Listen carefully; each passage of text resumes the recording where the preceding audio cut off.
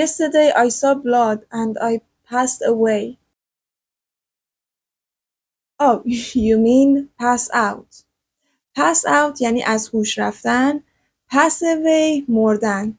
I passed this book by my friend. I passed this book on my friend. وقتی که یک وسیله رو از یک کسی به یک کس دیگه منتقل می‌کنید، اینجا از فعل pass on استفاده می‌کنید. میتونه یک وسیله باشه، مثل یک کتاب، یه ساعت، حتی یک کادو. هم میتونه یک پیام باشه، یک خبر باشه.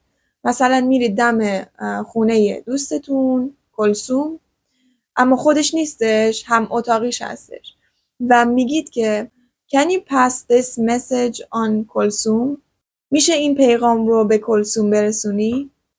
و اما pass by وقتی که از کنار یک مکانی، از کنار یک جایی رد میشید اما بهش توجه نمی‌کنید.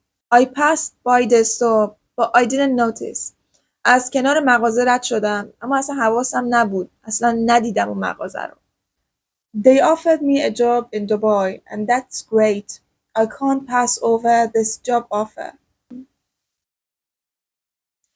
I can't pass up this job offer. در مورد از دست دادن یک فرصتی، یک شانسی صحبت می‌کنید، از فعل pass up استفاده می‌کنید. I can't pass up this job offer. اما فعل pass over دوباره باز همون شبیه همون موقعیتی که رد می‌کنید. اما اینجا شما اون موقعیت رو رد نمی‌کنید. یک شخص دیگه‌ای، مثلا یک مدیری، یک مسئولی، یک کارفرمایی شما رو رد می‌کنه. I was passed over in the job interview. توی مصاحبه شغلی رد شدم.